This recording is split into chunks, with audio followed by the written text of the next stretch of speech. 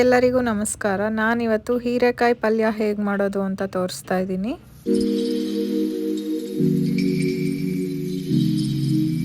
ನಾನು ಇಲ್ಲಿ ಒಂದು ಹೀರೆಕಾಯಿ ತಗೊಂಡು ಕಟ್ ಮಾಡಿ ಇಟ್ಕೊಳ್ತಾ ಇದ್ದೀನಿ.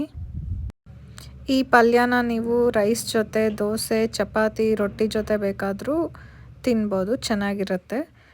ಇವಾಗ ನಾನು 2 ಈರುಳ್ಳಿ, 2 ಟೊಮೆಟೊ ಕೂಡ ಕಟ್ ಮಾಡಿ ಇಟ್ಕೊಳ್ತಾ ಇದ್ದೀನಿ.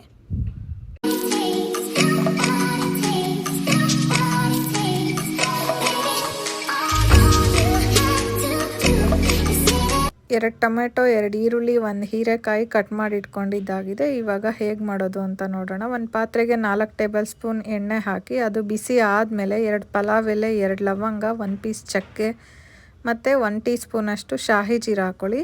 ಹಾಗೆ ಕಟ್ ಮಾಡಿ ಇಟ್ಕೊಂಡಿದ್ದು ಈರುಳ್ಳಿ, ಸ್ವಲ್ಪ ಕರಿಬೇವು ಹಾಕಿ ಚೆನ್ನಾಗಿ ಫ್ರೈ ಮಾಡಿ. ಈರುಳ್ಳಿ ಫ್ರೈ ಆದಮೇಲೆ ಕಟ್ ಮಾಡಿ ಇಟ್ಕೊಂಡಿದ್ದು ಟೊಮೆಟೊ ಆ್ಯಡ್ ಮಾಡಿ. ಟೊಮೆಟೊ ಜೊತೆನೇ ಶುಂಠಿ ಬೆಳ್ಳುಳ್ಳಿ ಪೇಸ್ಟ್ ಕೂಡ ಆ್ಯಡ್ ಮಾಡಿ.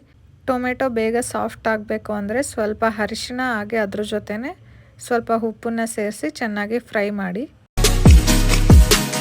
ಟೊಮೆಟೊ ಸಾಫ್ಟ್ ಆಗೋವರೆಗೂ ಲಿಡ್ನ ಕ್ಲೋಸ್ ಮಾಡಿ ಫ್ರೈ ಮಾಡಿ. ಟೊಮೆಟೊ ಸಾಫ್ಟ್ ಆದಮೇಲೆ ನಾವು ಕಟ್ ಮಾಡಿ ಇಟ್ಕೊಂಡಿದ್ದಂಥ ಹೀರೆಕಾಯಿ ಕೂಡ ಆ್ಯಡ್ ಮಾಡಿ ಚೆನ್ನಾಗಿ ಫ್ರೈ ಮಾಡಿ. 1-2 ನಿಮಿಷ ಲಿಡ್ ಕ್ಲೋಸ್ ಮಾಡಿ. ಇವಾಗ ಹೀರೆಕಾಯಿ ಕೂಡ ಚೆನ್ನಾಗಿ ಸಾಫ್ಟ್ ಆಗಿದೆ. ಅದಕ್ಕೆ ನಾವು 1 ಟೇಬಲ್ ಸ್ಪೂನಷ್ಟು ರೆಡ್ ಚಿಲ್ಲಿ ಪೌಡರು, ಧನಿಯಾ ಪೌಡರು ಹಾಗೆ ಸ್ವಲ್ಪ ವಾಟರ್ ಆ್ಯಡ್ ಮಾಡಿ ಚೆನ್ನಾಗಿ ಮಿಕ್ಸ್ ಮಾಡಿ 3-4 ನಿಮಿಷವರೆಗೂ ಕ್ಲೋಸ್ ಲಿಡ್ಡಲ್ಲೇ ಬೇಯಿಸ್ಕೊಳ್ಳಿ. ಸ್ವಲ್ಪ ಎಣ್ಣೆ ಬಿಟ್ಟಿದೆ ಅನ್ನೋವಾಗ ಕೊತ್ತಂಬರಿ ಸೊಪ್ಪು ಆ್ಯಡ್ ಮಾಡಿ ಮಿಕ್ಸ್ ಮಾಡಿ. ನೀವು ಈ ಪಲ್ಯನ ದೋಸೆ, ಚಪಾತಿ, ರೋಟಿ, ರೈಸ್ ಯಾವುದ್ರ ಜೊತೆ ಬೇಕಾದರೂ ಸರ್ವ್ ಮಾಡ್ಬೋದು.